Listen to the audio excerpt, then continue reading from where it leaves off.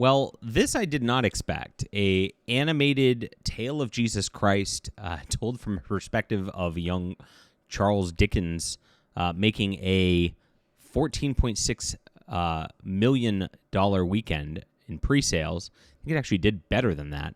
We're going to look at this. This is the number 2 movie in the country right now.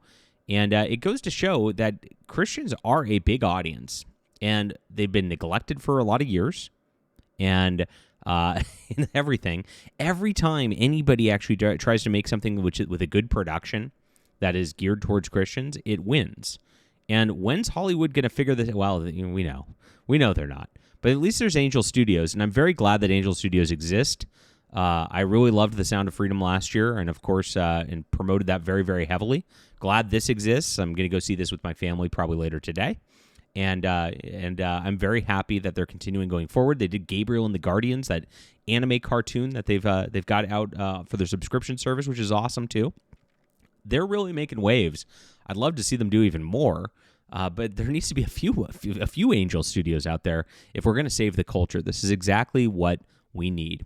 So everybody, please hit the like and subscribe button. Join us here as we talk about all things in the culture here. This is my Fandom Pulse Substack, and much like Angel Studios, we're the only people who cover pop culture and entertainment and actually go against the mainstream, go and cover positive things that are going out there by different Christians. I just covered a comic book on Kickstarter that's being made by a Catholic gentleman yesterday. And of course, we can't be bought by the mainstream. When there's woke stuff, when there's bad and evil out there, we call it like it is, and nobody else is willing to do so because everybody wants access. Everybody wants to, get the ads, and of course, the more based you get, the more that these corporations cause you problems, right? And so we built this on Substack right here, which is a news source I'd love for you to sign up for. You can sign up and it's like you never miss an article because I make sure to send a daily briefing every day of what's going on in the pop culture so you're up to date.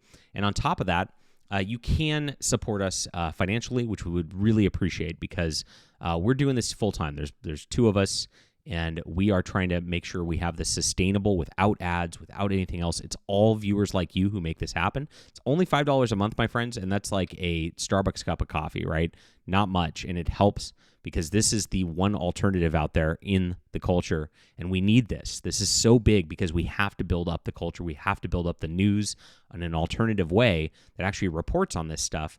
It's so crucial. Thank you so much. It's in the description below. I've also got a newsletter myself, which gives you 3 free books, and I also write books myself, which you can check out in my web store if you want to support. Thank you guys so much for making a success, and let's get into this news. So this is a pretty big deal. King of Kings was expected to blow past opening weekend projections, which is great. Their pre-sales were huge on this. It is Palm Sunday, so it's this is the season for this sort of thing, and it's great. Giving audiences a real reason to go out into theaters and actually take their kids and show them the story of Jesus Christ is an excellent thing. It's wonderful. It's wholesome. We need more of this kind of thing in the culture, and so this is something that, of course, resonated with a lot of families. Disney pushed Snow White. They spent hundreds of millions of dollars on advertising for that. It didn't move the needle for it. And then this little studio just keeps chugging along, keeps making these projects, and does very, very well off of them without that kind of support, and certainly without media support, right? I mean, how many other YouTube channels are actually even going to talk about this? Like even on the anti-woke side, like, you're going to get it here. You're going to get it with John Trent on the Trent Report. Great channel there. If you don't subscribe there, you should. And that's about it, right? So, this is something that we have to work to get better at and support our own a little bit better on our side, because when we do, we win. Now, this is doing very, very well, despite the fact that it's not getting much coverage. And it's good stuff. Charles Dickens tells the story of Jesus Christ to his son, Walter, and that's it. And it's a very simple, cool concept.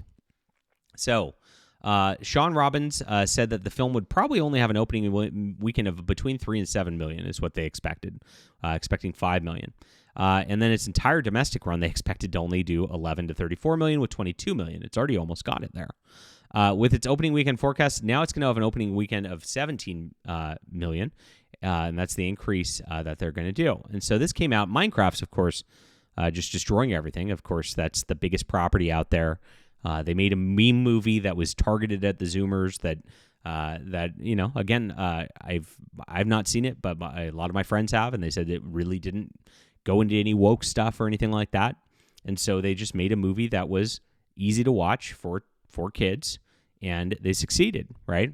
And so this is 2. Now, on the backs of this big movie, which is now the biggest movie of the year, destroyed Snow White, destroyed Captain America: Brave New World, pretty crazy.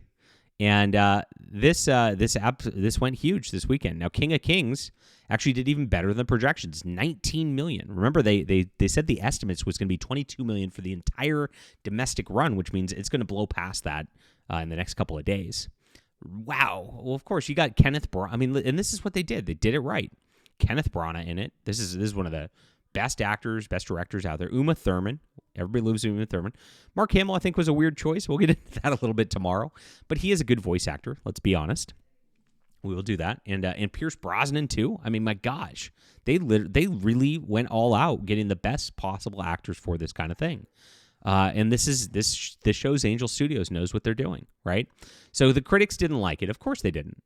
You know exactly what's going to happen. Let's go to King of Kings, Rotten Tomatoes, and look at this. Of course the critics are not going to like it. You know exactly. Now, by the way, 63 is not a bad thing. But look at the audience ratings, my friends. 97%.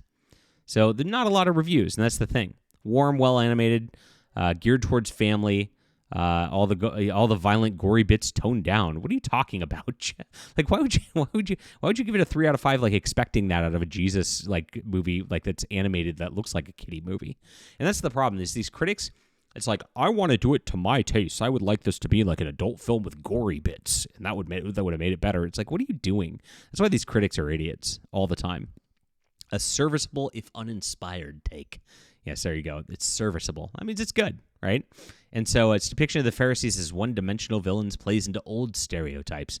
Oh, I hate to tell you, bro, but the Pharisees were pretty one-dimensionally villains. That is absolutely true. And so they have to knock it. And they're just knocking it not based on anything other than the fact that this is a just Christ story, and they just don't like it. 100-minute Sunday school lesson. See, they're triggered by the content is what's going on. Now, the people who aren't triggered by the content are parents and their families. They like it. Of course they do. It's very, very high rated. And actually on Exit, they got to get an A+ grade on Cinema Score exit polls. This is unusual. That's how good it is. So the critics are so out of touch with the audience, and Hollywood's so out of touch with the audience. And this is exactly what I'm trying to get at right here. There is a giant room for a new culture to emerge. And that's exactly what we're trying to build. That's exactly what we're trying to do with the YouTube channel here. It's exactly what I'm trying to do with Fandom Pulse, with my books. We're trying to build a new culture on the ashes of exactly what happened to destroy it over the last 30, 40 years as they moved towards this progressive agenda that was all about removing God from culture, removing Christians from culture. It was all about trying to silence us while they scream censorship. They love screaming censorship while they do that too, right? And they've really torched our society, and we know it. We've seen the results of it. And so we have to create our alternative culture just like this, a parallel economy, building something new with new properties, new things. This is a great start, and I love what Angel Studios is doing. So yes, let's do this together, guys. Join the community here. I really appreciate you being here. What do you think about their big opening weekends? $19 million, crazy. People are just hungry for this kind of content. Hit the like and subscribe button.